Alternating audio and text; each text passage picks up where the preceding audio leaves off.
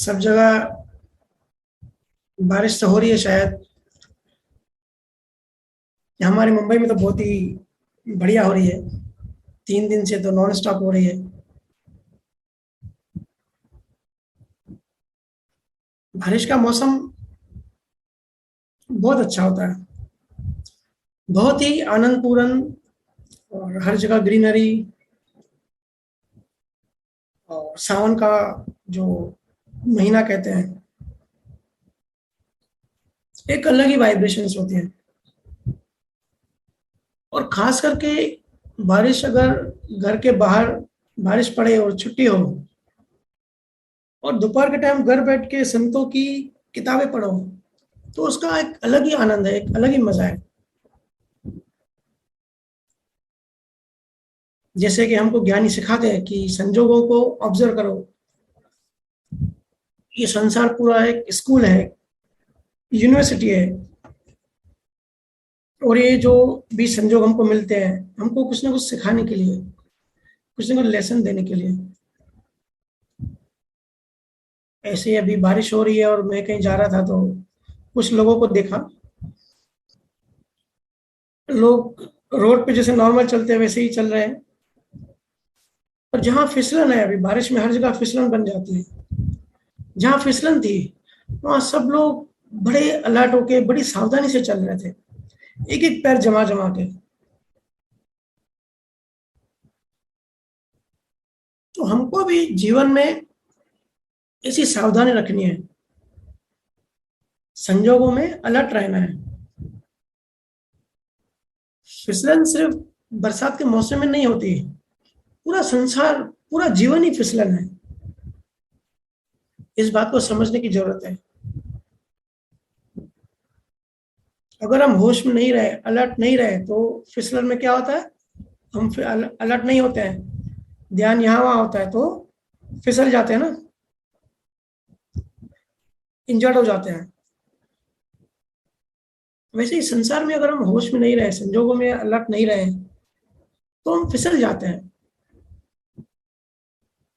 और बाहर अगर हम फिसल गए तो हमको पता पड़ता है, हड्डी वड्डी टूटती है, फ्रैक्चर होता है तो हमको दिखाई देता है, हमको पता पड़ता है। पर संसार में संजोगों में अगर हम अलर्ट नहीं होते हैं, तो जो उस टाइम जो हम फिसलते हैं, वो तो हमको पता भी नहीं पड़ता, क्योंकि वो फिसलन एकदम सूक्ष्म में होती है और हमारी पहुंच सूक्ष्म तक है नहीं। तो हाथ फ्रैक्चर हुआ वो हमको दिखाई देता है, पर मन में अंदर कोई एरिया फ्रैक्चर हुई, वो हमको दिखाई नहीं देता। इसलिए अलर्ट रहना है संजोगों में, हर चीज ऑब्जर्व करनी है। हर हर सिचुएशन अगर ऑब्जर्व करेंगे ना, आध्यात्म दृष्टि से, तो कुछ ना कुछ सीखने को मिलता है, क्योंकि संसार की डिजाइन ही वैसी है। अभी किसी ने पूछा है कि भैया नाम और ध्वनि के बारे में कुछ बताइए, और क्या नींद और ध्यान सेम है। अब क्या बताऊं, इस पे बहुत बार चर्चा कर चुके हैं ऑलरेडी, इस पे बहुत हमने डिटेल में बात करी हुई है। विज्ञान भैरव तंत्र में एक सूत्र है, उस सूत्र में शिव कहते हैं, नाम की ध्वनि में प्रवेश करो और उसके द्वारा सब ध्वनि में एक हो जाओ। विज्ञान भैरव तंत्र का एक सूत्र है, नाम की ध्वनि में प्रवेश करो और उसके द्वारा सब ध्वनि में एक हो जाओ। एक हो जाओ का मतलब लीन हो जाओ।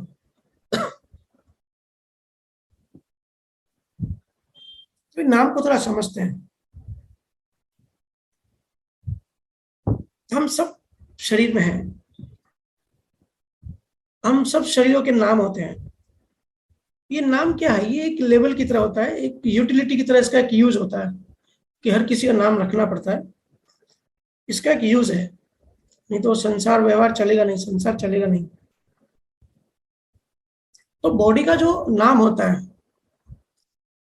और क्योंकि हम बहुत गहरे ध्येय ध्यास में होते हैं, तो बॉडी माइंड आइडेंटिफिकेशन हो जाता है। आदमी खुद को वो नाम ही समझ लगता है।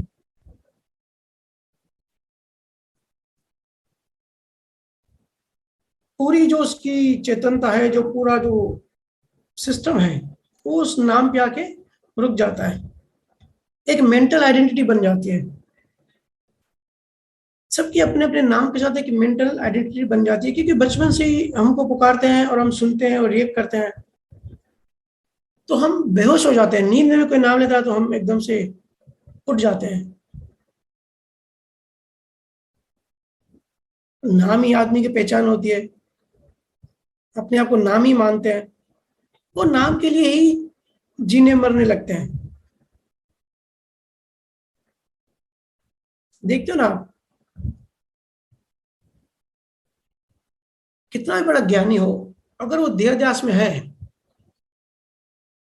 तो भाई वो अपने नाम पे फोकस रखेगा कि भाई अगर मैंने ये बताया तो मेरा नाम नीचे आना चाहिए। ध्यान आत्मा का, लेकिन नाम चाहिए। और शेक्सपियर ने कहा है ना, नाम में क्या रखा है, ये बोल के उसने नीचे अपना नाम ही डाला। तो देहाध्यास का ये बहुत बड़ा सूत्र होता है कि आदमी सब चीजें छूट जाता है, अपने नाम से छूट नहीं पाता है, क्योंकि मेंटल आइडेंटिफिकेशन हो जाता है। लेकिन ये जो गुरु वाला नाम है, ये जो तंत्र में शिव जो बता रहे हैं, भैरव तंत्र में, या जिनको हम नॉर्मल भाषा में शब्द कहते हैं, ये जो गुरु वाला नाम है, ये आदमी की बॉडी का जो नाम है, उसकी जो आइडेंटिटी हो जाती है, उसको ब्रेक करता है, देहदास को फ्रैक्चर करता है। क्योंकि इस वाले नाम के साथ मोक्ष के भाव पैदा किए जा सकते हैं, मोक्ष के बीज पैदा कर सकते हैं इसके सहारे। नाम के साथ प्रेम पैदा कर सकते हैं, अदरवाइज विदाउट विदाउट किसी ऑब्जेक्ट के हम प्रेम नहीं कर सकते, क्योंकि हम जानते ही नहीं है सब। विदाउट ऑब्जेक्ट भी प्रेम होता है, अनकंडीशनल भी लव होता है, हम जानते ही नहीं है। उसके लिए हमको एक नाम चाहिए। गुरु वाला जो नाम होता है वो प्रेम को जोड़े रखता है और अहंकार को धीरे धीरे धीरे धीरे गलाने लगता है। अध्यात्म क्या है? अध्यात्म तो एक ही चीज है बस, कि हमारा जो अहंकार है, जीवात्मा कहो, चार्ज वाला अहंकार कहो, लाइव कहो, कुछ भी नाम कुछ भी दे दो, जो वो वाला पार्ट है जो कि जिंदा है, जड़ और चेतन से बना हुआ है, उसको गलाना है कैसे भी, किसी भी मार्ग के द्वारा। पहुंचना वही है, अल्टीमेट मंजिल वही है। तो ये जो नाम है, ये सब सारे ही काम करता है, इसकी अपनी एक अलग साइंस है। तो सबसे बड़ी बात, ध्यान में बैठने की प्रेरणा देता है। कहते हैं ना, मेडिटेशन दुश्मन मन को भी दोस्त बना देता है, क्योंकि हर नाम की और हर एक वर्ड की एक वाइब्रेशनल फ्रीक्वेंसी होती है। वेदों में लिखा है, ध्वनि जो है वो सबका मूल आधार है, और बाइबल में भी लिखा है यही, कि शुरू में कुछ नहीं था, उस टाइम वचन था, मतलब शब्द था। और वेद भी कहते हैं कि हर चीज का जो मूल आधार है वो ध्वनि है। ध्वनि से इलेक्ट्रिसिटी पैदा होती है, ये जो हम जो सुनते हैं ना, जो अनाहत नाद जिसको कहते हैं, ध्वनि से इलेक्ट्रिसिटी पैदा होती है, इलेक्ट्रिसिटी से इलेक्ट्रोमैग्नेटिक फील्ड पैदा होता है, और उसी से ही ये जो परमाणु है, एटॉम्स, इसी से ही परमाणु इलेक्ट्रॉन बनते हैं, इलेक्ट्रॉन से परमाणु बनते हैं, और इसी से ये काम करते हैं। और इसी से फिर कर्म जगत जो हम देखते हैं, कर्मों का पूरा जगत बनता है और जन्म मरण पैदा होता है हम सबका। सबका मूल में ध्वनि है, ध्वनि से सब कुछ बना, ध्वनि ही आधारभूत है। वेदों ने इसको शब्द ब्रह्मा कहा है, शब्द ब्रह्म, पूरा का पूरा ग्रंथ है इस पे। तो अलग अलग वर्ड अलग अलग जगह पे अलग अलग तरीके से अलग अलग रिक्वायरमेंट के हिसाब से यूज किया जाता है, अलग गुरुओं द्वारा। जैसे हम सब राम मंत्र का सुमिरन करते हैं, एक विधि द्वारा श्वासोश्वास श्वासों की माला बनाते हैं, तो उसमें क्या होता है, हाईएस्ट वाइब्रेशन फ्रीक्वेंसी होती है, और वो फ्रीक्वेंसी हमारी जो जड़ बुद्धि है उसको और सूक्ष्म कर देती है। जब हम सुमिरन करते हैं, जब बैठते हैं भजन सुमिरन करने, भौतिक विज्ञान में इलेक्ट्रिसिटी को फंडामेंटल चीज मानते हैं कि भाई इलेक्ट्रिसिटी फंडामेंटल है, सब कुछ इससे ही बना है। पर अध्यात्म में ऐसा नहीं है। अध्यात्म ध्वनि को फंडामेंटल मानता है कि जो इलेक्ट्रिसिटी है वो भी ध्वनि से बनी, क्योंकि भौतिक साइंस अभी तक ध्वनि तक पहुंची नहीं है। तो ये ज्ञानियों का ज्ञान है। तो नाम या ध्वनि जब ये खास किस्म की फ्रीक्वेंसी पे हम सुनते हैं, और जब कहते हैं लिव लग गई, जब लिंक लग जाती है, तब हमारी चेतना चढ़ने लगती है, मतलब बढ़ने लगती है। फिर सब ध्वनि में आते हैं। फिर धीरे धीरे क्या होता है, हम ध्वनि के केंद्र में आ जाते हैं। जब केंद्र में आ जाते हैं तो वो होती है शून्य अवस्था, शांत दशा। और वही वही अवस्था से फिर जब हम प्रैक्टिस करते करते जब एस्टेब्लिश होने लगता है, तो जो वो शरीर वाला जो नाम है, तो गुरु नाम शरीर वाले नाम की मेंटल आइडेंटिटी उस टाइम टूटने लगती है। वो टूट रहा है मतलब देहदास टूट रहा है, मतलब ईगो टूट रहा है, और मैंपन से मुक्ति मिलती है। और जितनी परसेंटेज में मैंपन से मुक्ति हुई, उतनी तकलीफ कम। इसलिए ध्वनि की ऊर्जा का उपयोग करो। जिनको ध्वनि आती है वो अच्छे से बैठे और अच्छे से क्वालिटी से लिंक लगा के सुने, सहज होके सुने। क्योंकि माया कैसे काम करती है, माया 3 गुणों से काम करती है। तो वो 3 गुण अभी आ गए तो जड़ और चेतन का मिक्सचर हो गया। अभी दोनों को अलग करना है, दोनों की शादी हो गई, हमको डाइवोर्स कराना है, कैसे होगा? तो जब ध्वनि सुनते हैं ना, तब सबसे पहले जो तमोगुण होता है ना, वो डिलीट होना शुरू हो जाता है, वो छटने लगता है। वो जितने भी गंदे कार्य होते हैं, अंधेरे वाली मान्यताएं होती हैं, जितना भी अज्ञान होता है, वो सब तमोगुण के कारण होता है। तो ध्वनि तमोगुण को पहले साफ करती है। उसके बाद रजोगुण, जितनी भी मूवमेंट है ना पूरे संसार में, चलायमान जो गति वाला तत्व है, गति तत्व कहां से आया? गति तत्व रजोगुण से आया। रजोगुण मतलब मूवमेंट, चलते ही जाना है। तो तमोगुण के बाद रजोगुण कम होने लगता है। तो उसके लिए आपने देखा होगा, जो संत अच्छे से समाधि अवस्था में चले जाते हैं, तो उनकी मूवमेंट एक्चुअली अंदर से बाहर से मूवमेंट कम होने लगती है। वो ज्यादा हिलेंगे डोलेंगे नहीं, जब कम बोलेंगे, मूवमेंट उनकी कम होने लगती है। पहले तमोगुण वाली चीजें कम होगी, फिर मूवमेंट कम होगी, जिसको हम समाधि भी कहते हैं।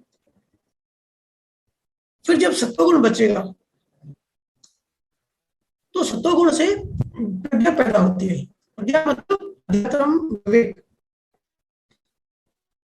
गुरु नाम जो है बहुत सारे काम करता है, एक सत्संग में बता सकते। तो सारे संतों ने इसकी बात की। गुरु ग्रंथ साहब में भी लिखा है, बड़ा साथी है गुरु ग्रंथ साहब के, जापता विश्राम रिद्धि बुद्धि सिद्धि सुज्ञान अनेक रूप रंग भोग रसे गुरुमुखी नाम।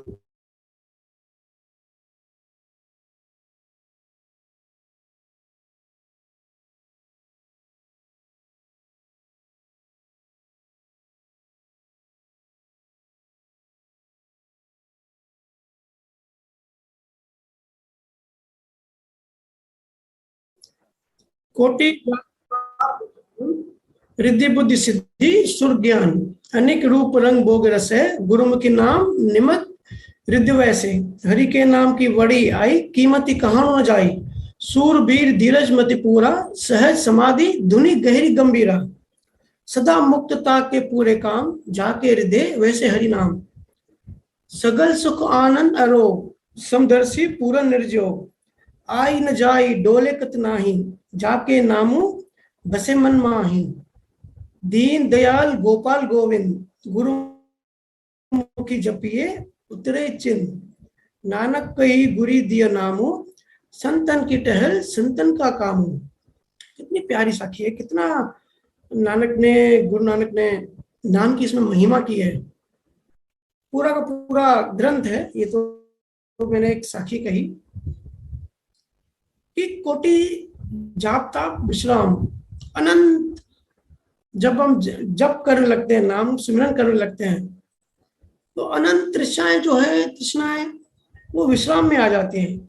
रिद्धि बुद्धि सिद्धि सुर ज्ञान, बुद्धि जो है इतनी प्रगाढ़ हो जाती है कि वो विवेक में कन्वर्ट हो जाती है। रिद्धि सिद्धि ये सब आ जाता है सहज ही। अनेक रूप रंग बग बोसे, गुरुमुखी नाम निमक रिद्ध वैसे। गुरु नानक कहते हैं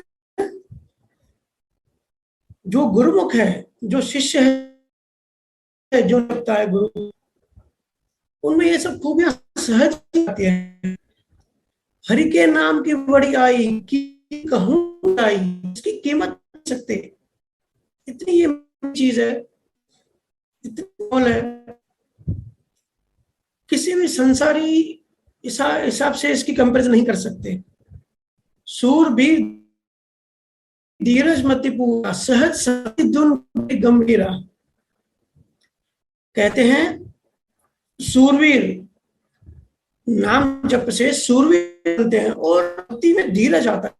सूरवीर धीरज मति पूरा, सहज समाधि धुनि गहिर गंभीरा। कि जो ध्वनि सुनने से जो समाधि है वो सहज ही लग जाती है, गहर गंभीरा, और इतनी गहरी लग जाती है कि पता ही नहीं पड़ता। जबरदस्ती समाधि नहीं लगानी पड़ती, सहज ही लग जाती है। सहज धुनि सदा मुक्ता के पूरे जैसे हरि नाम। जो हरिनाम जपता है, जो मालिक को याद करता है, जो ध्वनि सुनता है, वो ऐसे ही मुक्त रहता है, जीवन काल में मुक्त रहता है, अलग से मुक्ति की जरूरत नहीं पड़ती। सब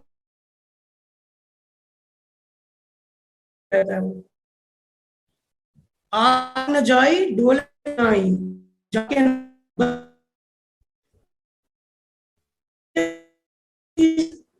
नहीं होता नहीं, आई न जाए, मन डोलता नहीं है, मन बिल्कुल स्टेबल, स्थिर और शांत रहता है। किसके जाके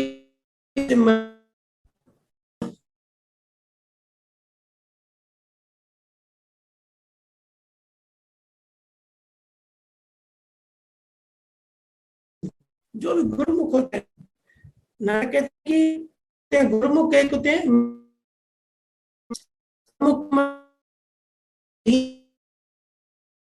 अपने मन के मन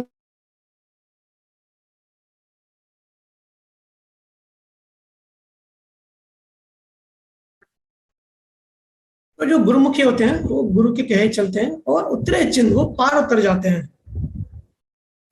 नानक कहू गुरी दिया नामो, संतन के टहल संत का काम हो। संत के कम शांति करते हैं, वो शत्रु की भाषा वही समझते हैं।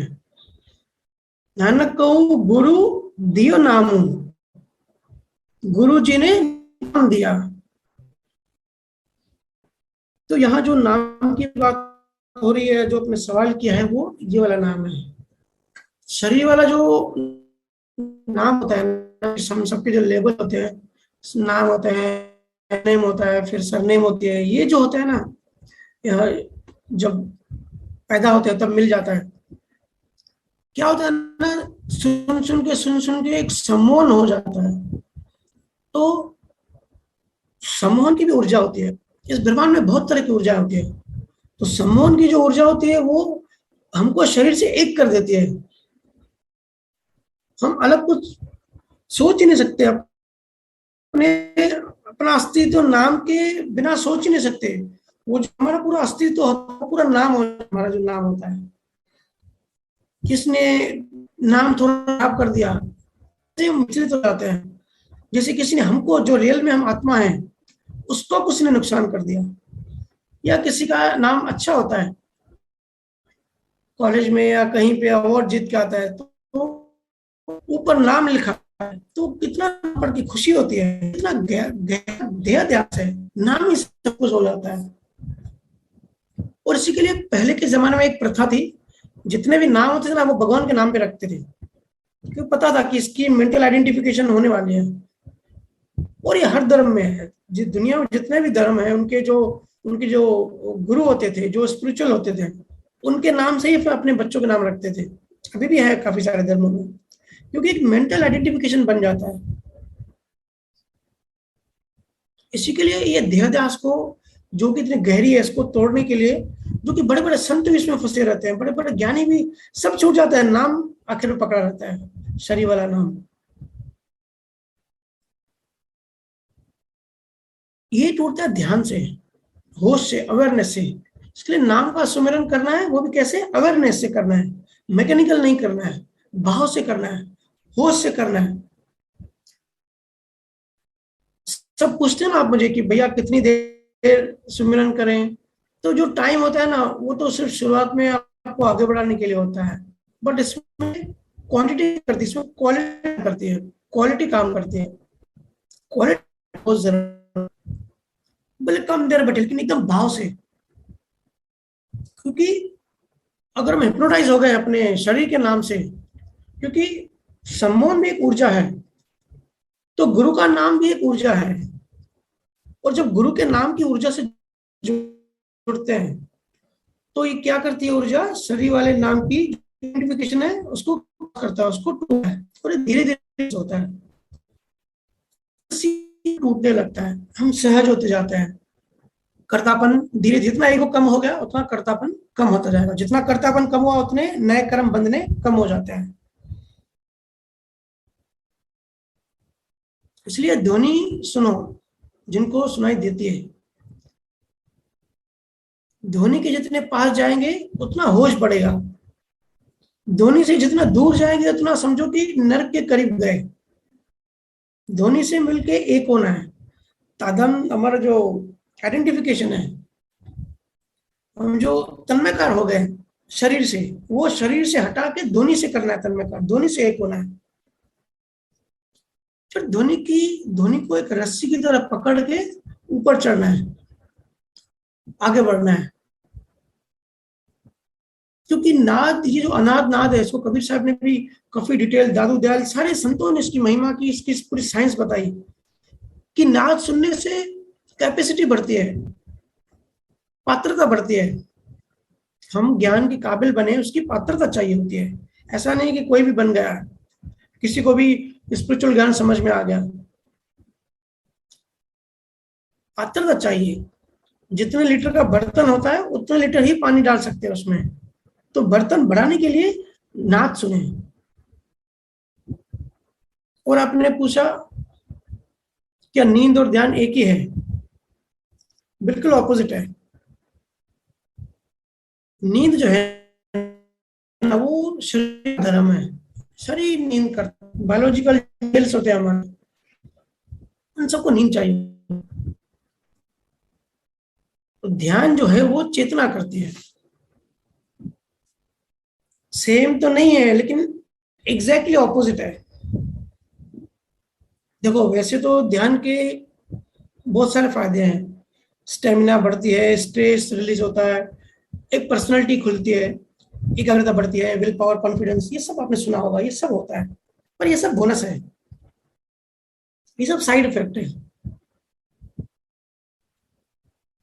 हमको लक्ष्य हमेशा बड़ा रखना है, तो लक्ष्य रखना है स्वयं को जानना, एक ही परमात्मा, उसको पाना, उसको अनुभव करना, उसको जानना। लक्ष्य परमात्मा का रखेंगे तो ये सब चीजें जो है ये बोनस, ये साइड इफेक्ट है। हमारा जो सहज पुरुषार्थ होना चाहिए, बाहर का जीवन कैसे भी रहे, अंदर के जीवन का पुरुषार्थ एक ही लक्ष्य। और हमेशा ये चीज हमको याद रखनी चाहिए हर संजोग में। हम बार बार भूल जाते हैं क्योंकि माया के 3 गुण हमारे ऊपर काम करते हैं। लेकिन हम जितनी सहज कोशिश करेंगे उतने हम पक्के बनते जाएंगे। और कोई भी संजोग में हमेशा ये बात अपने आप से पूछो, क्या ये भाव करने से मैं परमात्मा के, आत्मा के करीब जाऊंगा या दूर हो जाऊंगा? सिंपल है, सिंपल कोई भी डिफरेंशिएट कर सकता है कि भाई ये काम मुझे संसार की तरफ बढ़ाएगा या परमात्मा की तरफ बढ़ाएगा।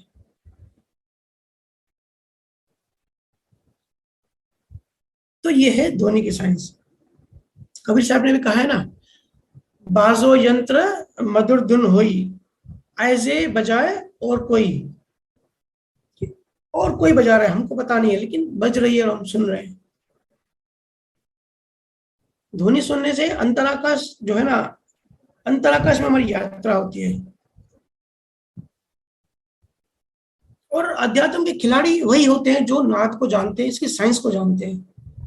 क्योंकि बड़े बड़े ऋषियों ने, कपिल मुनि, इतनी खोज की कपिल मुनि ने, और दूसरे भी सब जितने भी ऋषि मुनि हैं, इतनी गहरी साइंस दी है उन्होंने वेदों में, ब्रह्मनाद। क्योंकि यात्रा ऐसे ही होती है।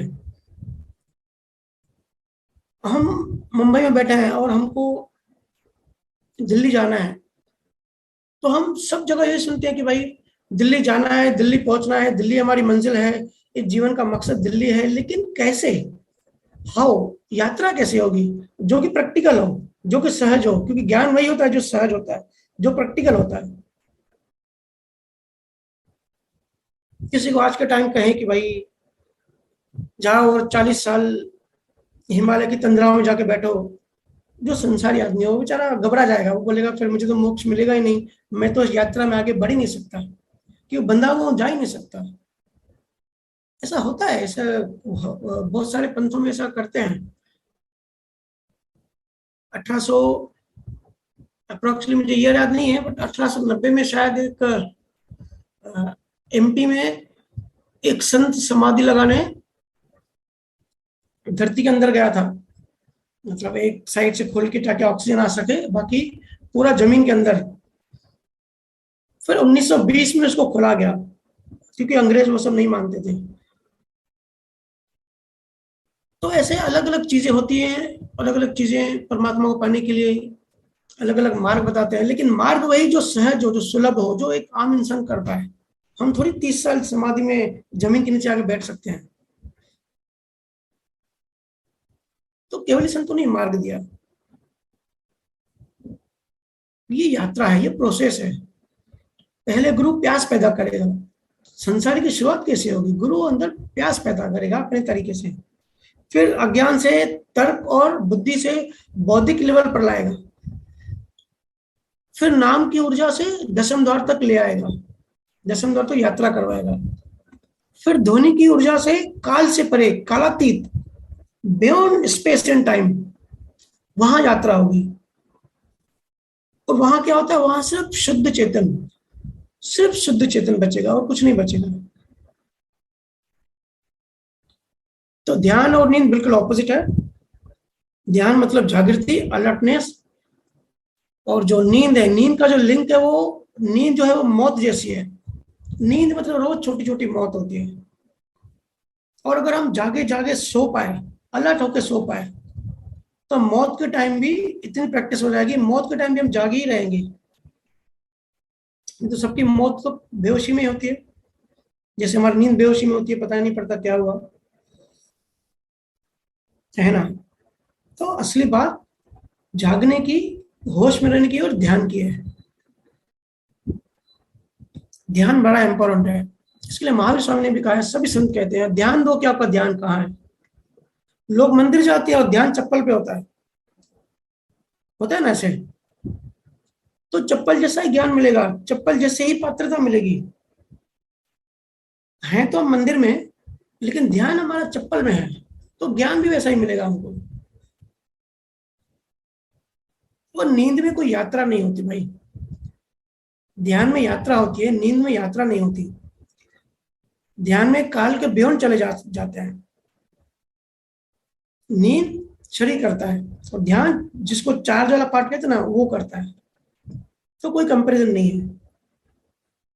ध्यान में सब धीरे धीरे खोता जाएगा, देहदास खोता जाएगा, शरीर होगा, संकल्प, विकल्प, विचार, तृष्णाएं, आच्छाएं, वासनाएं, धीरे धीरे सब धीरे धीरे धीरे माइल्ड हो जाएगा, सूक्ष्म होता जाएगा और सब उस एक में विलीन होता जाएगा। जो भी है वो एक है। जितनी भी ऊर्जा है, जितनी भी वाइब्रेशंस हैं, जितनी भी शक्तियां होती है हमारे आसपास या हमारे अंदर, हमारे बाहर, सब ध्वनि में समाती जाती है, लीन होती जाती है ना। और नींद में तुम देह भी नहीं हो, देह भी गायब हो जाता है और होश भी गायब हो जाता है। तो ध्यान से चेतनता बढ़ती जाती है। नींद में तो शरीर भी खो जाता है और होश भी खो जाता है। ध्यान में शरीर खो जाता है लेकिन होश खो नहीं जाता, होश बढ़ जाता है। तो काफी डिफरेंसेस है। देखो, इस प्रोसेस से तो गुजरना ही पड़ता है। एक बात समझो,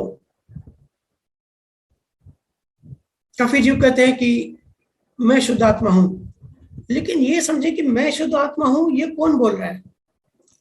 ये ईगो ही बोल रहा है और इससे ईगो ही बढ़ता है। ये बोलने वाला कौन है? शरीर है। शरीर के पीछे कौन है खड़ा हुआ? अहंकार। तो अहंकार से अहंकार को थोड़ी मार सकते हैं। चेतना बढ़ाने से ईगो टूटता है, ईगो गलता है। और चेतना बढ़ाने से प्रज्ञा बढ़ती है, प्रज्ञा से विकार मुक्त हो जाते हैं। प्रज्ञा बहुत बड़ी बात है। प्रज्ञा का अगर सिंपल मीनिंग समझेंगे तो अध्यात्म विवेक, ऐसा विवेक जो हमको संसारी बातों से दूर करते जाए और अध्यात्म में बढ़ाते जाए, सही और गलत का भेद करना सिखाए, उसको कहते हैं प्रज्ञा। और ये प्रज्ञा स्थित हो जाती है तो उसको कहते हैं स्थित प्रज्ञा। इससे विकार धीरे धीरे, प्रज्ञा क्या करती है? विकारों से मुक्त करती जाती है। अभी आनंद आनंद ने बुद्ध से पूछा कि भाई बाकी सब चीजें ठीक है, लेकिन जब गुस्सा आता है तो गुस्सा कंट्रोल नहीं होता। और ये हम सब की भी तकलीफ है ही। बहुत सारे लोग मेरे से पूछने आते हैं कि गुस्सा कैसे कंट्रोल करें। तो बुद्ध ने कहा, गुस्सा जो है वो अग्नि समान है, और अग्नि को बुझाने के लिए क्या करना पड़ता है? पानी या जल डालना पड़ता है। तो जब भी गुस्सा आए, बुद्ध ने आनंद को कहा, जब भी गुस्सा आए तुम जल पी लो। लेकिन आनंद ने और गहरी बात कही।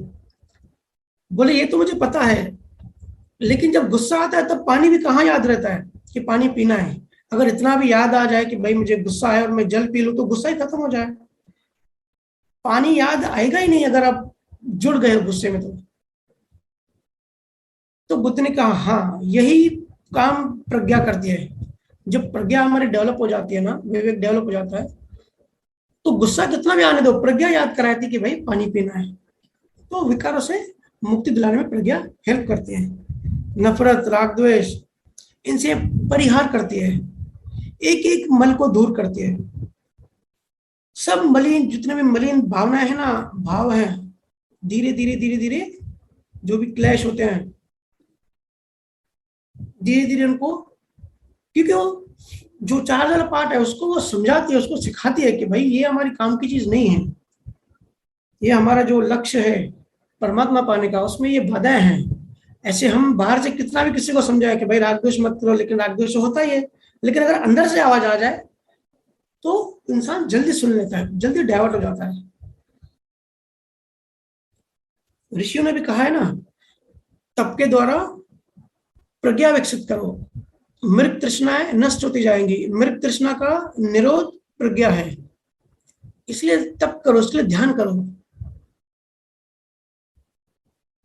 और ध्यान भी जितना गुरु बताए उतना ही करना है, पूरा दिन नहीं करना है, बैलेंस रखना है। बैलेंस भी बहुत इंपॉर्टेंट है। कोई भी चीज हद से ज्यादा नुकसानकार होती है। वेदों में लिखा है अति सर्वत्र वर्जित है। किसी भी चीज की जो अति होती है ना, वो वर्जित है, वो नहीं करनी चाहिए। इसी को कट्टरपंथ कहते हैं, इसी को ही पकड़ कहते हैं। और जिस भी चीज में हमने पकड़ बना ली, वहां ईगो पैदा हो जाए, क्योंकि पकड़ने का काम ईगो करता है। चेतना किसी को पकड़ना नहीं चाहती। चेतना जो है वो तो अनंत ज्ञान है, अनंत आनंद है, और अपने खुद के स्वरूप में है, दूसरों से उसके मतलब ही नहीं है। तो चेतना कभी पकड़ती नहीं। ईगो को, मन को दूसरों में इंटरेस्ट है, दूसरों की बातों में, दूसरे की प्रॉब्लम में उनको गॉसिप में ध्यान है, वो उनको पकड़ना चाहते हैं। तो जब भी हम किसी चीज की अति करते हैं ना, एक्सट्रीम में जाते हैं, तो मन में आ जाता है। अध्यात्म साइंस इतनी बड़ी है, इतनी वास्ट है, इतना ये कॉन्सेप्ट बड़ा है कि हर हर संतों ने, सभी जितने भी ज्ञानी हैं, इतनी पूरी कोशिश की अलग अलग एंगल से, और इतने सारे डिपार्टमेंट हैं। हर इंसान की लेवल अलग है, फ्रीक्वेंसी अलग है, उनका समझने सुनने का, उनका जो भाव है, पूरा तंत्र हर किसी का अलग है। लेकिन गुरु की इतनी महिमा है, इसलिए गुरु को जितना भी धन्यवाद, जितना भी थैंक यू बोलो, उतना कम है। और गुरु को हम थैंक यू बोल भी नहीं सकते, क्योंकि उन्होंने जो दिया है, जो वो देते हैं, इतना महंगा होता है कि उसके सामने कोई भी हम चीज, उसको उसकी कंपेयर में इक्वल चीज है ही नहीं, उनको दे ही नहीं सकते। हाँ, गुरु को धन्यवाद करना है तो ऐसे कर सकते हैं कि गुरु से जो हमने सीखा है, बस वो हम आगे सिखाएं।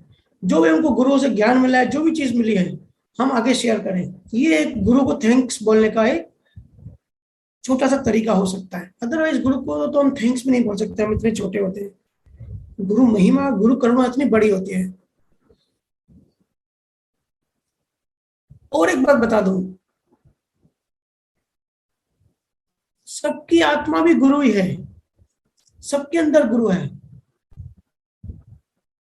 सिर्फ अज्ञान के आवरण लगे हैं, मान्यताओं के संस्कार अंदर चिपक गए हैं आत्मा को, वो हटाओ तो हर आत्मा गुरु है। ठीक है, तो अभी सवाल लेते हैं। किसी को अगर सवाल पूछना हो तो हाथ रेस कर सकते हैं। जी भैया। सिया, आप अनम्यूट कीजिए। राम राम भैया। राम राम। कैसे हो भैया? बढ़िया। कौन बोल रहे हैं? भैया सिया। अकोला से? हाँ हाँ, कोला से भैया। ओके ओके, बोलिए। हाँ। भैया, नॉनवेज खाने वालों को बड़ा दोष लगता है, जो नॉनवेज बेचते हैं उनको। और पड़ोसी में किसी के बच्चे को कुत्ते ने काट लिया, तो भैया बच्चे से कुत्ते का क्या कर्म है?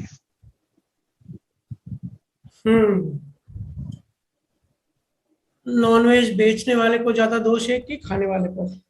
जी भैया। देखिए, इसकी साइंस समझते हैं। वेज क्या होता है? वनस्पति, जो भी हम फ्रूट्स और ये सब खाते हैं, सब्जियां, ठीक है, वो मूवमेंट नहीं कर सकती। तो नॉनवेज किसको कहते हैं? जो जीव मूवमेंट कर सकता है तो दोनों ही जीव।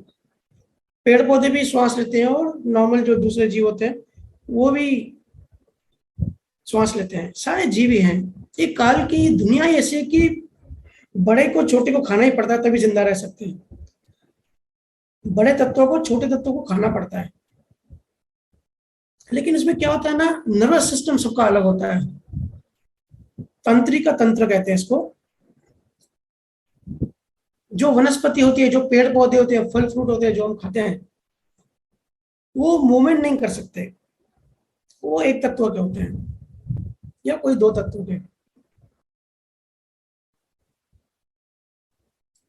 लेकिन उसकी नर्वस सिस्टम उनका ऐसा होता है, उनके अंदर भी डीएनए और अमीनो एसिड होता है, जैसे हम सबके अंदर होता है। वो जो जानवर होते हैं, बकरी या जो भी नॉनवेज खाते हैं, जो मूवमेंट कर सकते हैं, उनका जो नर्वस सिस्टम होता है वो पेड़ पौधों के नर्वस सिस्टम से अलग होता है। ठीक है ना?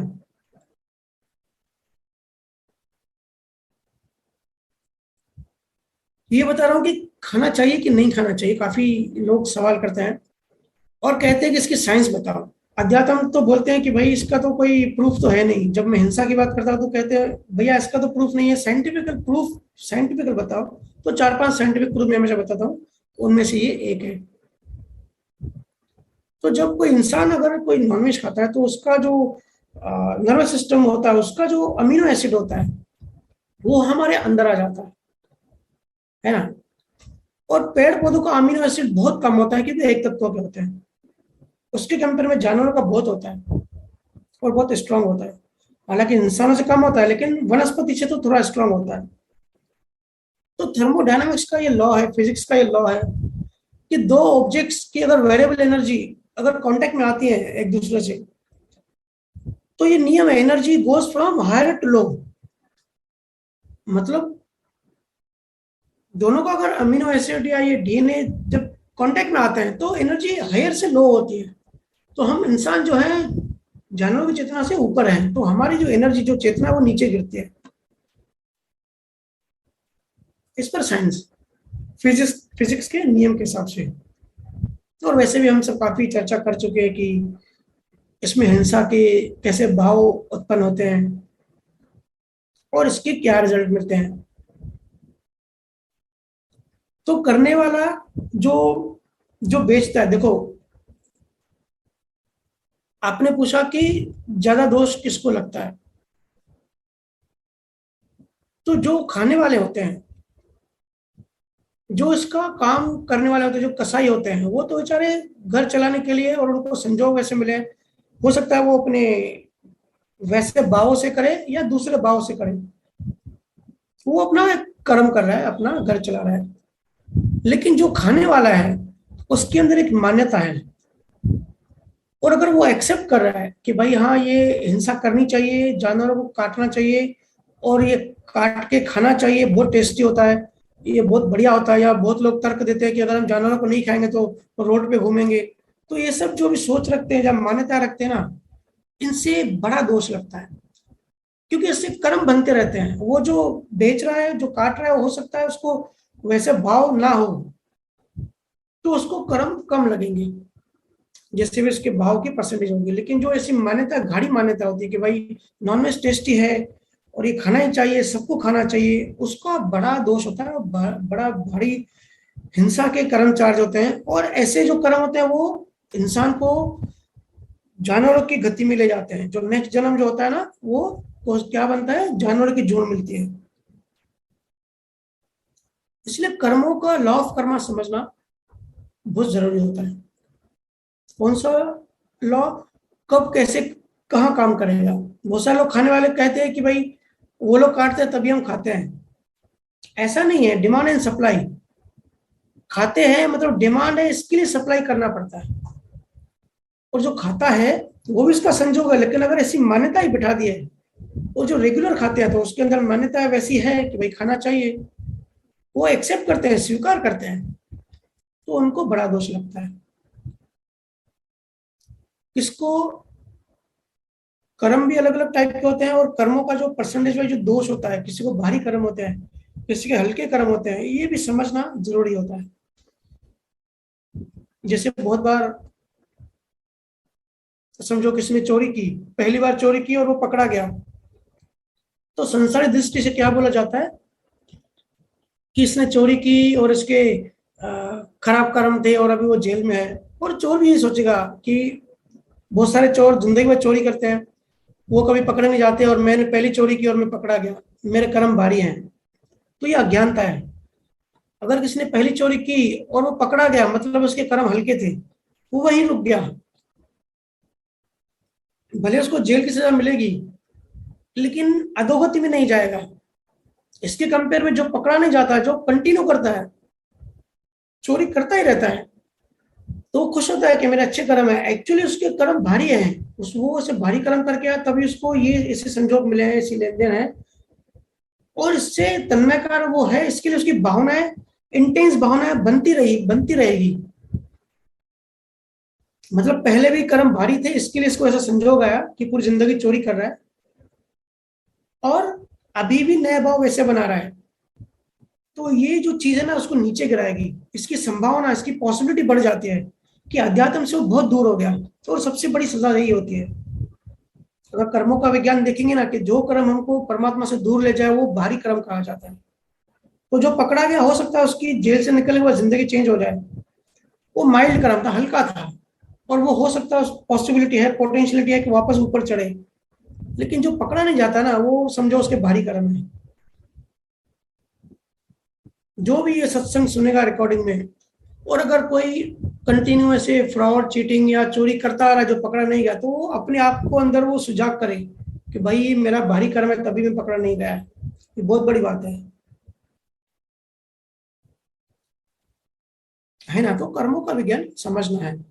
तो आपका जो सवाल था कि दोष किसको ज्यादा लगता है, दोष ऐसी मान्यता जो रखते हैं कि हिंसा करना ठीक है, भगवान ने हम जानवरों को हमारा एक चारा ही बनाया है, ऐसी जो मान्यता रखते हैं, जो हिंसा के कर्मचारी होते हैं, उनको नेक्स्ट जन्म में वापस जानवर गति ही मिलती है। जो बकरा काट रहा है, जो कसाई है, जो काम कर रहा है, उसका इतना दोष नहीं है। ठीक है। आगे आपने पूछा है कि बच्चे को कुत्ते ने काट लिया, ऐसा कुछ था शायद ना। देखो, ये जो कुत्ते काटते हैं या जो ये होता है ना, ये भी कर्मों की लेन देन होती है। अब लेन देन कैसे काम करती है, ये जो कॉस्मिक इंटेलिजेंट है, ये क्या करती है। समझो दो दो जनों की आपसी लेन देन ऐसी हुई, मारपीट की, और उसमें से एक समझो कुत्ता बन गया या बिल्ली बन गया, और एक नेक्स्ट ह्यूमन बीइंग ही बना। तो ऐसा नहीं है कि दोनों की लेन देन तभी पूरी होगी जब वो दोनों इंसान ही बनेंगे। एक बिल्ली बना और एक इंसान बना, तो उसमें लेन देन कैसे पूरी होगी कि वो जाएगा, उसकी इच्छा होगी कि मैं बिल्ली को दूध पिलाऊं, वो जाएगा बिल्ली के पास, दूध पिलाएगा, और बिल्ली उसको चंबा मार देगी, चंबा मार के भाग जाएगी। या कुत्ते को कुछ बिस्किट खिलाने जाएगा तो कुत्ता उसको काट लेगा और काट के भाग जाएगा। तो भाई हम तो सोचेंगे यार ये हम तो भले का काम करने गए, लेकिन ये तो गलत काम हो गया, कुत्ते ने काट लिया, बिल्ली ने पंजा मार दिया, और फिर गुस्सा आता है। लेकिन ये कर्मों की लेन देन थी, ये ऐसी कर्मों की लेन देन थी जो कि कॉस्मिक इंटेलिजेंस ने पूरी करवाई। क्योंकि कुदरत को, कॉस्मिक इंटेलिजेंस को द्रव्य, क्षेत्र, काल, भाव, भावी, ये सब मिला के संजोग बनाना पड़ता है। ये 5 चीजें मिलके कोई भी चीज का संजोग बनता है। तो अभी एक बिल्ली बन गया, एक इंसान बन गया, तो उसका मतलब ये नहीं है जिसको जितना पेन देना होगा वो बिल्ली बन के आएगा और उसको उतना पेन देके चला जाएगा। द्रव्य मीन्स शरीर, क्षेत्र मीन्स जगह, स्पेस, काल मीन्स समय, भाव मीन्स पिछले जन्मों में जो भाव पैदा किया था, जो कर्म बनाया था, और भावी मीन्स आपका जिसके साथ हिसाब किताब है। ठीक है सिया जी। तो ऐसे होती है कर्मों की लेन देन। जी भैया, थैंक यू।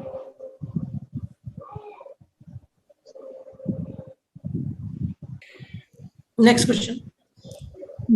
बीनू आप अनम्यूट कीजिए। नितिन गर्ग। राम राम भैया। राम राम दीदी, राम राम। भैया मेरा ये क्वेश्चन था, वो नॉनवेज से ही रिलेटेड था कि जो बच्चे बचपन से ही नॉनवेज खाते हैं, मतलब वो तो निर्दोष होते हैं, और उनके मम्मी पापा खाते हैं तो वो भी खाना सीख जाते हैं, और मतलब बड़े होते हैं जब तक खाते रहते हैं, और उनके मन में ऐसा भी नहीं आता कि हम कोई गलत काम कर रहे हैं, क्योंकि वो बचपन से खाते हुए आए हैं। तो फिर उनको भी मतलब हिंसा का दोष और ऐसा लगेगा क्या, ये पूछना चाह रही थी मैं। देखिए, बच्चे जो होते हैं ना, बच्चों में बुद्धि नहीं होती। जो छोटे बच्चे होते हैं ना, वो जन्म लेते हैं तो वो मन, चित्त, बुद्धि, अहंकार में सिर्फ चित्त से काम करते हैं। उनका मन इतना डेवलप नहीं हुआ रहता है, ना ही बुद्धि इतनी डेवलप हुई होती है, ना ही उनका ईगो इतना डेवलप हुआ रहता है। ठीक है। तो हम सब भी जैसे भी जिस भी धर्म में, जिस भी घर में पैदा होते हैं, वो पिछले लेन देन की वजह से ही, पिछली मान्यताओं से कर्म बने, कर्मों से लेन देन बने, और हम वहां पैदा हुए। तो हम वहां पैदा हुए, ऐसे घर में पैदा हुए जहाँ की नॉनवेज खाते हैं। ठीक है। और हमको भी खिलाते हैं। तो बच्चे के चित्त में मेमोरी जाएगी, लेकिन बच्चे का ऐसा कोई इंटेंशन या ऐसा कोई भाव तो होता है, लेकिन बहुत माइल्ड होता है। तो जब भी वो खाएगा, जैसे एक बार खिलाया तो दूसरी बार बच्चे को वो अट्रैक्ट करती है चीज। जैसे हम देखते हैं ना, बहुत सारे व्हाट्सएप पे वीडियोस आते हैं कि आइसक्रीम खिलाई, फिर बच्चे आइसक्रीम पे अट्रैक्ट होते हैं, या जी बच्चे भैया। ऐसे रिएक्ट करते हैं कि हमको ये चीज खिलाओ, तो बच्चे भी क्या हो जाते हैं ना, मोहित हो जाते हैं। ठीक है, तो एक माइल्ड सा चित्त में उनके एक वाइब्रेशन तो पैदा होता है, बनता है, जिससे बहुत माइल्ड कर्म तो बनते हैं, लेकिन वो इतना माइल्ड होता है कि वो ना के बराबर होता है। लेकिन जैसे जैसे बच्चे बड़े होते हैं, ग्रो होते हैं, उनकी मन ग्रो होता है, उनकी बुद्धि ग्रो होती है, प्रॉफिट एंड लॉस, सही गलत की समझ आती है, और उनका इंटेंशन और इन सब चीजें समझने लगते हैं, और बेसिक चीज उनका ईगो बढ़ता है बच्चों का। फिर क्योंकि नाम मिलता है, जैसे हमने शुरू में चर्चा की कि नाम से आइडेंटिफिकेशन हो जाता है, तो देहदास हो जाते हैं और तन्मयकार हो जाते हैं। और एक काल भी ऐसा है कि सब तन्मयकार बाय डिफॉल्ट होते ही हैं। तो उस टाइम जो भी आसक्ति होगी, वो बच्चा थोड़ा बड़ा हो जाए, आसक्ति होगी तो उसको उतना कर्म चार्ज होते जाएगा। ठीक है दीदी, क्योंकि कर्म चार्ज होते हैं आसक्ति से, तन्मयकार से, कर्ता भाव से। और ये सब जैसे जैसे मन हमारा डेवलप होता है, बुद्धि डेवलप होती है, तो कर्ता भाव आ जाता है, ये सब चीजें आ जाती है। इसी के लिए तो कहते हैं कि माया का बहुत बड़ा फंदा है, बहुत निकलना है, सिर्फ गुरु ही निकाल सकते हैं, नहीं तो बेगुनाह सब लोग फंसे रहते हैं, पता भी नहीं पड़ता, ऐसे सूक्ष्म में बीज बन जाते हैं। जी भैया। जी भैया, मतलब फिर ये हुआ कि मतलब वो बचपन से खा रहे हैं तो उनको वही सिखाया गया है, तो इतना उनका दोष नहीं है, लेकिन फिर भी उनके कर्म बन रहे हैं, क्योंकि बड़े होने तक वो ये मान रहे हैं कि मतलब ये चीज गलत नहीं है, ये हमको करना चाहिए। देखिए, वो नॉनवेज वाले घर में पैदा हुआ, मतलब वो मान्यता उनकी वैसी थी पिछले जन्मों में, ठीक है, तो और अभी भी खा ही रहे हैं, तो अभी भी उनकी मान्यता और गाढ़ी होंगी। तो अगर कोई ऐसा अच्छा पुण्य होगा, कोई गुरु मिल गया है जो ये मान्यता फ्रैक्चर करे, तो वो नए कर्म बांधने से, हिंसा कर्म बांधने से बच जाएगा। ठीक है जी जी। अभी ऐसा भी होता है कि बहुत सारे लोग ऐसे आइलैंड में, वेस्ट इंडीज या ऐसे कुछ आइलैंड्स होते हैं जहाँ वेज खाना मिलता ही नहीं है। ठीक है जी। वहाँ पे अगर उसको जाना पड़ रहा है किसी मजबूरी के कारण, तो गुरु का उसको ज्ञान मिला, तो अंदर से वो हिंसा के भाव नहीं बनाएगा, अंदर से वो प्रार्थना ही करेगा कि मैं नहीं खाना चाह रहा हूँ। लेकिन यहाँ पॉसिबिलिटी नहीं है, उसकी लेन देन ऐसी जगह पे है जहाँ सी फूड मिलता है, वेज मिलता ही नहीं है, आइलैंड्स पे खेती बाड़ी होती नहीं है, तो उस केस में उसके कर्म चार्ज नहीं होंगे, तो बाहर का तो उसका डिस्चार्ज होगा, लेकिन क्योंकि गुरु ने उसकी मान्यता चेंज कर दी, तो अंदर से उसका नया कर्म नहीं बनेगा। पुराने की वजह से वो खाएगा, ठीक है, लेकिन नया नहीं बनेगा उसका। और जब तक तब तक वो उस आइलैंड पर रहेगा, और जब उसकी लेन देन खत्म हो जाएगी तो वो नहीं होगा। मेरा पर्सनल इसमें मैं पर्सनल एग्जांपल हूँ। 2003 में मैं, जब मेरी पढ़ाई पूरी हुई, तो मैं फॉरेन जाने की ट्राई कर रहा था जी। उसमें ऐसा हुआ कि 2 वीजा एक साथ आ गई, जमैका की आ गई, वेस्ट इंडीज, और दुबई की आ गई, ठीक है ना, तो दोनों एक ही टाइम पे आई, तो मैं डिसाइड नहीं कर पा रहा था कि मैं कहाँ जाऊँ। बहुत सारे फैक्टर घरों से डिस्कस कर रहा था कि भाई कहाँ जाना चाहिए, तो दोनों जगह जब कंपेयर की, तो ये उस टाइम तो हालांकि इतना नॉलेज नहीं था कि नॉनवेज कहाँ मिलता है कहाँ नहीं मिलता है, लेकिन बाद में जब मैंने ऑब्जर्व किया, देखा कि जमैका में वेज खाना बहुत डिफिकल्ट है, बहुत महंगा आता है, और नॉनवेज बहुत इजी मिलता है, क्योंकि वो एक पानी का वो लैंड है, समुद्र के बीच में है, तो सी फूड मिलता है। और दुबई में इंडियन रेस्टोरेंट्स है, सब इंडियंस ही हैं, तो वेज फूड इजीली मिल जाता है जी। तो पहले जब तक मुझे ये नहीं पता था, तब तक मैं ऐसा मन बना चुका था कि मैं भाई वेस्टर्न डिश जाना पड़ेगा। और वहाँ जब मैंने किसी गुरु से चर्चा करी, तो उसने कहा कि भाई भले तू वेस्टर्न डिश जा, अगर तेरे कर्म तुझे वहां ले जा रहे हैं, लेकिन भाव ऐसे रखना कि सिर्फ बिस्किट खाना, भले मर जा लेकिन जिंदा बिस्किट पे रहना। और मैंने ऐसा प्रण भी कर लिया था कि भाई नॉनवेज तो नहीं खाऊंगा, बिस्किट खा के ही अपना गुजारा करूंगा, और तैयार भी काफी कर ली थी। लेकिन अच्छा हुआ कि संजोग वैसे नहीं थे, फिर दुबई की वीजा भी आ गई, और कंपैरिजन में मैं फिर 2004 में दुबई चला गया, और वहाँ वेज फूड मिला। मैंने जो डिसीजन था वो इस बेस पे लिया, तो संजोग मेरे ऐसे बने अच्छे तो ये चीज ऐसे काम करती है। जी भैया। है तो समझ? भैया वो मतलब हाँ मैं ये समझ गई कि पिछले जन्म की मान्यताओं के हिसाब से खाते हैं जो लोग अभी खा रहे हैं नॉनवेज, मतलब वो कर्म ही लेकर आए हैं वैसे। जी जी जी, जो मानते हैं कि ये सही है, ऐसी मान्यताएं गाढ़ी होती जाती है। ठीक है, मान्यताओं से जी कर्म चार्ज होते हैं और वो चार्ज वाले कर्म से जानवरों की गति में जाते हैं। फिर जब घूम फिर के हम जी वापस इंसान बनते हैं तब ऐसी मान्यताएं होती है कि फिर से नॉनवेज खाएं, फिर से नॉनवेज खाते हैं, फिर जी जानवर जाते हैं, फिर जानवर गति में घूम के वापस इंसान बनते हैं, फिर ये मान्यता होती है कि नॉनवेज खाएं। तो ये जो चरखा है ना, ये चलता ही रहता है। ये जो जी विशिष्ट जो चक्र बोलते हैं इसको, दुष्चक्र है, इसमें इंसान जी फंसा रहता है जब तक कि गुरु नाम ले। जी भैया, धन्यवाद भैया। दीदी जी। जी भूमिका, भूमिका।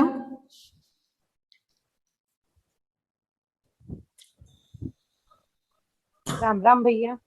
राम राम। कैसे भैया? जी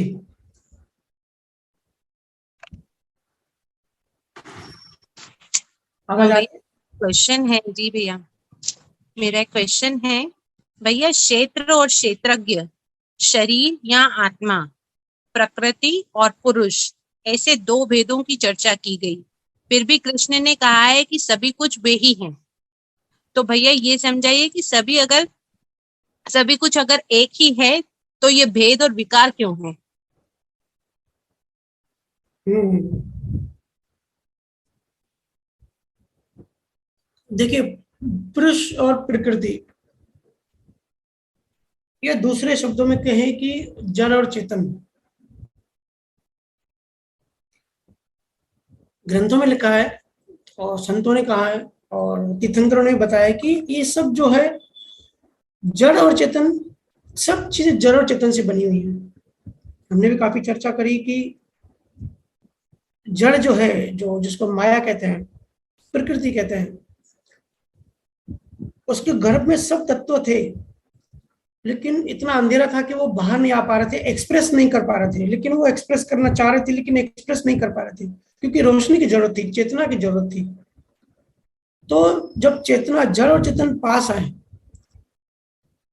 तो चेतना की जो जो प्रकाश है, जो रोशनी है, वो उससे गर्भ में गया, मतलब बीज गया, तो उसकी रोशनी से हलचल हुई और जड़ चेतना का मिक्सचर हुआ। फिर उससे जो बीज बना, जो नई चीज पैदा हुई, उसको संसार कहते हैं। जड़ और चेतना जब मिल गए तब ब्लास्ट हुआ, जिसको साइंस में, फिजिक्स में बिग बैंग कहते हैं, कि ब्लास्ट हुआ और ये पूरा ब्रह्मांड बना। फिर धीरे धीरे इवोल्यूशन हुआ और एक एक तत्वों में से स्टार्स और प्लैनेट्स ये सब बने, गैलेक्सीज बनी, लेकिन सब उस एक गर्भ से आया। तो संतों ने बताया कि जड़ और चेतन से के मिक्सचर से ये सब आया। और हम क्या हैं? हम हैं अवेयरनेस, चेतना। हम जड़ नहीं हैं, पर हम दोनों के मिक्सचर हुए। इसके लिए हम अभी इस वक्त शरीर में बैठे हुए हैं। प्रोसेस से होते होते केमिकल रिएक्शन हुआ और हम सब यहाँ पैदा हो गए। हम हैं चेतन, लेकिन जड़ की वजह से संसार में आ गए। और हम सबका लक्ष्य क्या है? हम सबका जो अल्टीमेट गोल है वो क्या है? वापस अपनी शुद्धात्मा में जाना। ठीक है, तो चेतना की या शुद्धात्मा की बहुत सारी किरणें बाहर आ गई, या चेतना कह सकते हैं।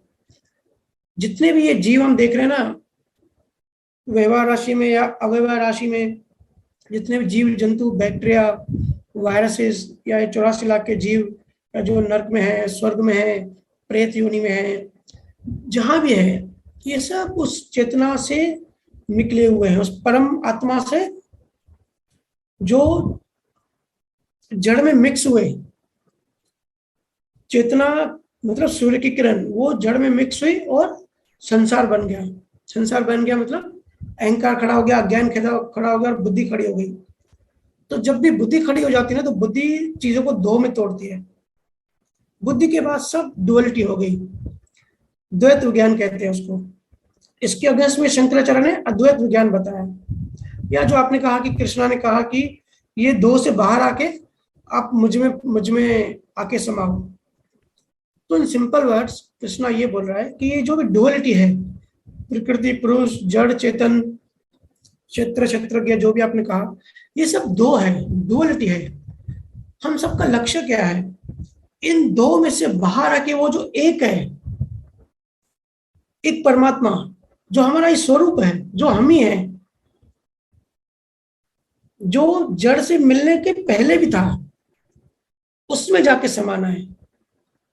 ये हम काफी बार अलग सत्संग में चर्चा कर चुके हैं कि कैसे जड़ को, चेतना को जड़ से मुक्त होके अपनी आत्मा में समाना है। ये भी शुरू में भी अब यही चर्चा करी ना कि हम सब जड़ में फंसे हुए हैं। तो हम जो ध्वनि सुनते हैं या जो ध्यान में जाते हैं तो उसमें जड़ तत्व तो कम होता है, माया के 3 गुण कम होते हैं, चेतना बढ़ती जाती है। चेतना बढ़ती जाती का मतलब हम हमारी यात्रा करके शुद्धात्मा में जहां से आए वापस चले जाते हैं, स्वरूप में बैठ जाते हैं, स्थित हो जाते हैं, स्टैब्लिश हो जाते हैं अपने स्वरूप में।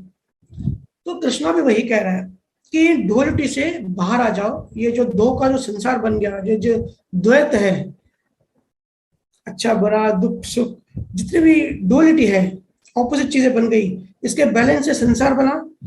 अगर इससे बाहर आना है तो इन दोनों के बियॉन्ड जाना पड़ेगा। मतलब शुद्धात्मा, जो कृष्णा कह रहा है ना कि मेरे में आके समाओ, मेरे में आके उसका कहना है कि मेरी कृष्णा की जो शुद्धात्मा है, कृष्णा ऐसा नहीं कह रहे कि मेरे शरीर के पास आओ, मेरे में आओ। कृष्णा कह रहे कि भाई मेरी आत्मा में आओ, मतलब आप सब अपनी अपनी शुद्धात्मा में समा जाओ, ट्रेवलिंग करके, यात्रा करके। सिंपल मीनिंग ये है। तो ये जितने भी डुअलिटी है, जड़ और चेतना है, इन सब का जो बेस है जड़ और चेतन है, उसमें से भी हम चेतन है, तो जड़ की परसेंटेज कम करके 100% हमको चेतन करना है और अपनी आत्मा में समाना है। यही मैसेज कृष्णा ने दिया है अलग भाषा में। ठीक है वर्षा जी? जी भैया।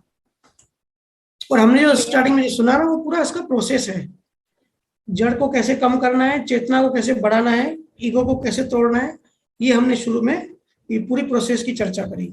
और अंतिम में हम वहीं पहुंचेंगे जहां कृष्णा हमको आने के लिए बोल रहा है, या आदि शंकराचार्य ने कहा अद्वैत में आना है। असली में हम आखिर में वहीं जाके पहुंचते हैं। ठीक है जी भैया, थैंक यू भैया।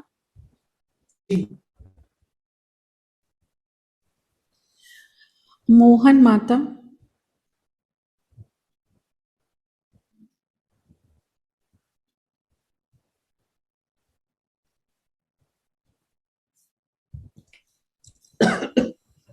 राम राम भैया। राम राम। कैसे हैं भैया? मस्त मस्त। आप कैसे हो मोहन जी? बस बढ़िया। बारिश हो रही है इंदौर में? बिल्कुल हो रही है। बढ़िया। बिल्कुल बढ़िया। बताइए। हाँ भैया, मेरा सवाल था, जी। जैसे हम आज के जो जी रहे हैं, अपन भारत में रह रहे हैं, धर्म जाति में उलझे हुए हैं, मुस्लिम हिंदू, ये जो अभी कॉन्सेप्ट चल रहा है भाई हिंदू मुस्लिम वाला है, इससे कैसे निकले? और दूसरा ये सवाल है कि मैं जैन मुनियों को भी फॉलो करता हूँ, अभी उनके भी सुनता हूँ। तो अभी जैसे बीच में भी चर्चा हुई थी कि भरत क्षेत्र की बात चल रही थी, आपने भी थोड़ा बहुत बताया था, ऐरावत क्षेत्र का बताया था कि हमारी ही पृथ्वी जैसे वहां पे भी हैं, जीव रहते हैं। तो कोई प्रूफ है कि नहीं है ये भी नहीं पता है। लेकिन भैया ये जो धर्म जाति है, ये हर एक जो धरती जैसे ग्रह पे लोग उलझे हुए हैं कि सिर्फ हमारे यहाँ ही ऐसी परेशानियों से घिरे हुए हैं हम लोग?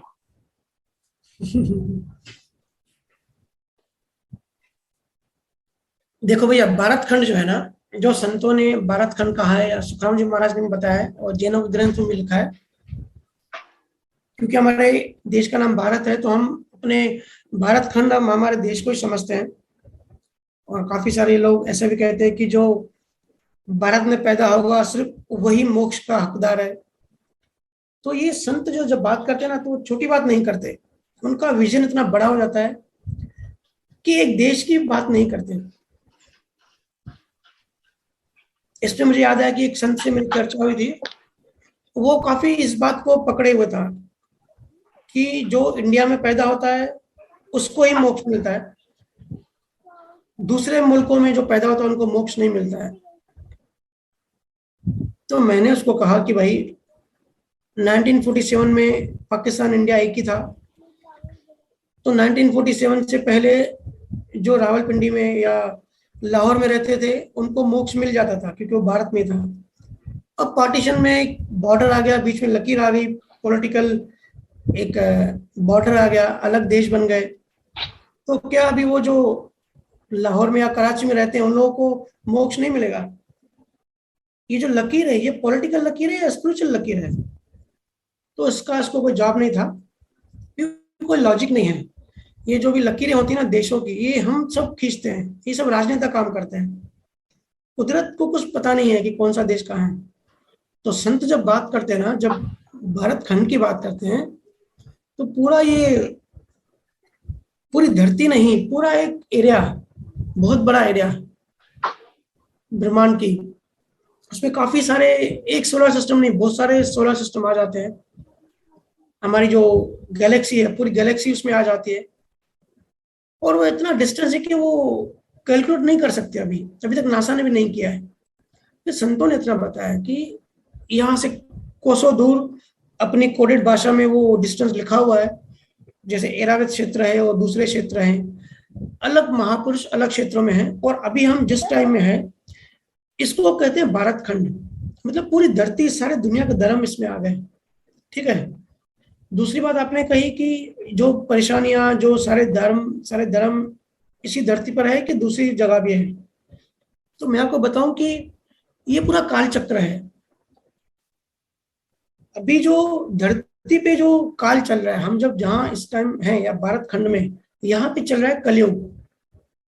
हिंदू इसको कलयुग कहते हैं और जैनों में इसको आरा कहते हैं। 5 आरा चल रहा है। जैनों में से साइकिल बताइए कि 12 आरा है, 6 जब 1 to 6 नीचे आता है तो सत्युग से कलयुग का पीरियड आता है। तो अभी उसमें से 5th आरा चालू है, अभी 2022 का जो टाइम है। इसके बाद कुछ सालों बाद और 6th आरा आएगा, और मतलब घोर कलयुग आएगा। फिर क्या होगा, डिस्ट्रॉय होगा, फिर वापस सृष्टि बनेगी, फिर वापस 6 to 1, मतलब वो 6 to 1 वापस सत्युग होगा, फिर त्रेता युग, और ऐसे डिवाइड किया है। और हिंदुओं में यही है, अलग अलग जो है युग डिवाइड किए हुए हैं। तो वो तो कैलकुलेशन का मैटर है कि कितने साल, कौन सा युग कितने साल का होता है। पर असली बात यह है कि काल चक्र होता है। तो अभी हम जहाँ बैठे हुए हैं धरती पर, यहाँ पे ऐसा काल चक्र चालू है कि यहाँ पे ये सब धर्म बनते जा रहे हैं। धर्म और जितने भी पाखंड है या जितना भी अज्ञान है बढ़ते जा रहा है, क्योंकि बुद्धि बहुत ज्यादा डेवलप हो गई, भौतिक साइंस डेवलप हो गया, बुद्धि डेवलप हो रही है, ईगो डेवलप हो रही है, चेतना डेवलप नहीं हो रही है। इसको कहते हैं कलयुग। तो अभी हिंदुओं की भाषा में कलयुग चल रहा है और जैनों की भाषा में 5 आरा चल रहा है। इसी के लिए यहाँ ऐसी हालत ऐसी है कि अलग अलग इतने सारे धर्म बन गए, पाखंड बन गया। जहाँ पे दूसरे जगह पे, जैसे एरावत की आपने बात की, दूसरे क्षेत्रों में, महाविद्य क्षेत्रों में, वहां पे काल का अलग चक्र है। हो सकता है वहां पे सत्युग हो, तो वहां पे जो हमारी सिचुएशन है वहां पे वैसी सिचुएशन नहीं होगी। जैसी हमारी सोच है, हमारा मान्यता है, हमारा जो सिस्टम है, वहां पे वैसा नहीं होगा। तो ये काल चक्र पे डिपेंड करता है, और हम इस टाइम कहाँ पर है उस पर डिपेंड करता है। यहाँ पे बुद्धि इतनी डेवलप हो गई है, जितनी बुद्धि डेवलप होती है उतने भाव कम हो जाते हैं, इंसान मैकेनिकल और जड़ बनता जाता है। और ये और ज्यादा होगा, क्योंकि अभी 5 आना चालू है, अभी 6वां आरवा आना बाकी है, अभी घोर कलयुग आना बाकी है। तो जो जितनी थोड़ी बहुत ही हम देख रहे हैं ना, थोड़े इमोशंस, थोड़ी फीलिंग, थोड़े भाव बाकी है, कुछ सालों बाद ये भी नहीं बचेगा। क्योंकि काल चक्र और कॉमन, जैसे कॉमन कम्युनिटी होती है, वैसे कॉमन मान्यता वाले भी जीव, उनकी भी लेन देन कभी कभी ऐसी होती है कि एक काल में एक साथ पैदा होते हैं और उसी काल में वो डुबकियां मारते हैं। उनको वहां भोगना पड़ता है। क्योंकि क्या होता है, अगर किसी का एक्सट्रीम बहुत भारी कर्म है, ये बात सभी समझें, जिसके भी भारी कर्म होते हैं, एक्सट्रीम कर्म चार्ज होते हैं, उनको जल्दी जन्म नहीं मिलता, क्योंकि उनको बहुत इंतजार करना पड़ता है। हालांकि इतने एक्सट्रीम कर्म बहुत रेयर चार्ज होता है, और प्रेजेंट में तो कोई भी नहीं कर सकता, बैलेंस होता है, थोड़े अच्छे कर्म थोड़े खराब कर्म। लेकिन किसी किसी काल में कोई बहुत एक्सट्रीम कर्म चार्ज कर देता है तो उसको सीधा कलयुग में जन्म मिलता है, उसके बीच के जो जो युग होते हैं ना उनमें उनको जन्म मिलता ही नहीं है, उनको मतलब संजोग नहीं मिलते। वैसे अभी हमने चर्चा की ना, द्रव्य, क्षेत्र, काल, भाव, भावी, ये उन युगों में मिलता ही नहीं है, संजोग ही नहीं मिलता। सिर्फ कलयुग या घोर कलयुग में ही उनको संजोग मिलता है, तो वो अपनी बारी का वेट करते हैं। तो ये सब सिस्टम है। तो जो जितने भी धर्म हैं अभी धरती पर हैं, क्योंकि यहाँ पे जितने भी सतगुरु ज्ञानी पुरुष हो गए तो उन्होंने उतना ज्ञान दिया, लेकिन उसके जैसे ही सतगुरु चले जाते हैं ना दूसरी जगह पे, तो उस जगह पे फिर क्या होता है, माया या जो ये जड़ तत्व अपना जो अपना पावर है उस पावर यूज करके वासना पैदा कर देता है, और पूरा एक धर्म संप्रदाय और एक परंपराएं चालू हो जाती है। परंपराएं क्या होती है, परंपराएं होती है नियम, फिर प्रेम खत्म हो जाता है, ज्ञान खत्म हो जाता है, सिर्फ नियम बचते हैं। अब किसी भी संप्रदाय में देखो, परंपरा में देखो, जहां पे सतगुरु खुद है वहां पे प्रेम की बात होगी, कोई नियम की बात नहीं होगी। तो जहां पे सतगुरु चले जाते हैं, सतगुरु नहीं होते हैं, बहुत साल हो गए, हजारों साल हो गए, वो जड़ परंपराएं बन जाती हैं, सिर्फ कर्म कांड और सिर्फ मैकेनिकल चीजें, उसके पीछे साइंस भी नहीं पता होती, सिर्फ कर्म कांड ही बनते हैं, और उसी में ही वो डूबे रहते हैं नियमों में। जीसस ने भी यही कहा कि भाई मूसा ने जो नियम बताए, पर love is God, God is love, परमात्मा तो प्रेम है, और जहां प्रेम होता है वहां नियम नहीं होते। होता है ना ऐसे, काली के जो परम भक्त थे और बहुत बड़े ज्ञानी जो समाधि में चले जाते थे कलकत्ता में, रामतीर्थ, उनके गुरु थे तोतापुरी, उनको उनका ऐसे ज्ञान था, उनकी तो उनके लिए वर्ड्स ही नहीं मिलते, ऐसी उनकी समाधि होती थी, ऐसी उनकी परम चेतना होती थी। हम सबको तो ऐसा मौका नहीं मिला, लेकिन उस टाइम में जो उनके साथ थे वो कहते हैं कि उनको वो इतना चेतन होते थे कि वो जब सोए होते थे तो भी उनको चेहरे को देख के पता पड़ता था कि कितनी ऊर्जा है, कितनी चेतनता है। और काली थे, कितना प्रेम करते थे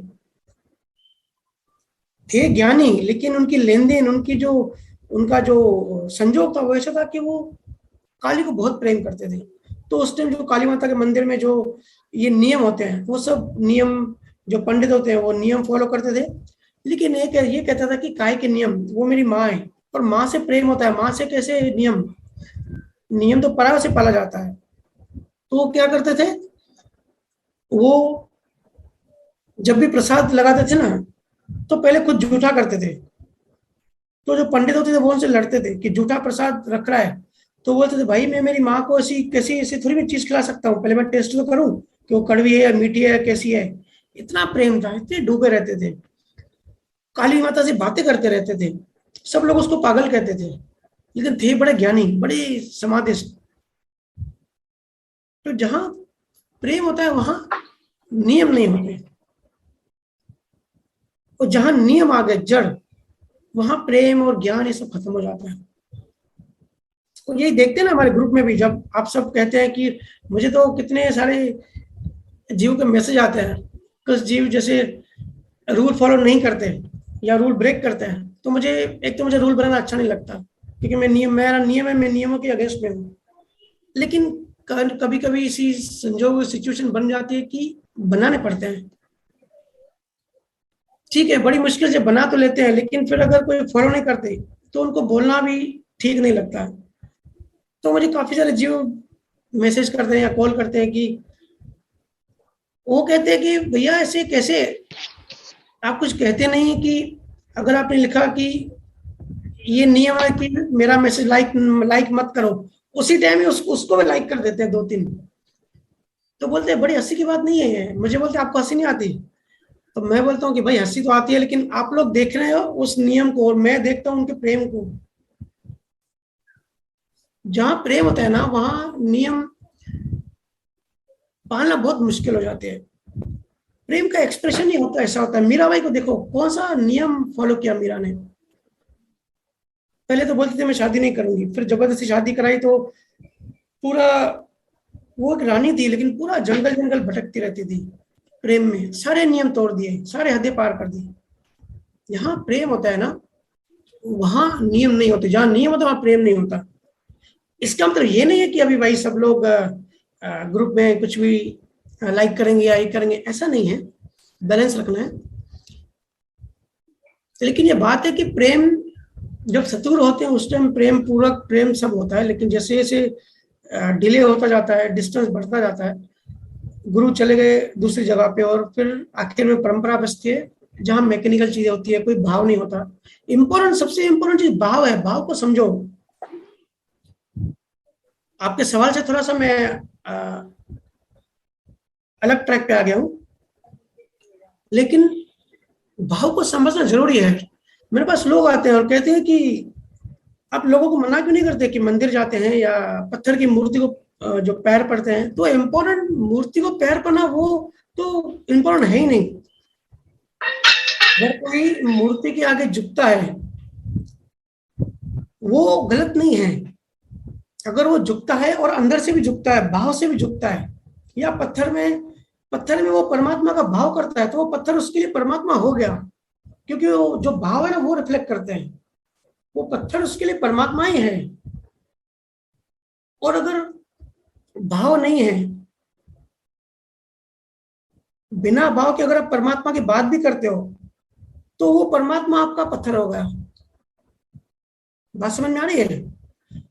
पत्थर में अगर आप भाव से करते हो, भाव देते हो, पत्थर को भी सामने खड़े होके ऐसे भाव करते हो कि भाई ये कोई भगवान है, और भाव मोक्ष का करते हो, उनको प्रार्थना करते हो कि मुझे मुक्त करो, तो वो भाव काम करता है, तो आपके लिए वो परमात्मा हो गया, आपके लिए वो गुरु हो गया।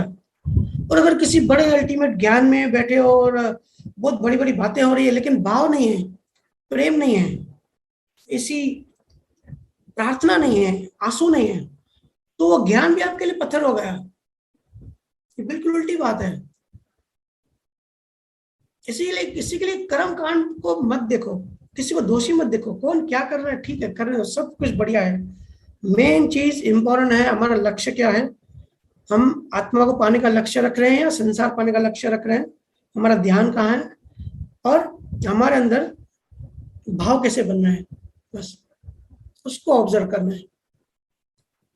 ठीक है, तो सत्संग को हम यही विराम देते हैं। सबका बहुत बहुत धन्यवाद। स्वस्थ रहे, मस्त रहे, व्यस्त रहे। जल्दी मिलते हैं। अभी हम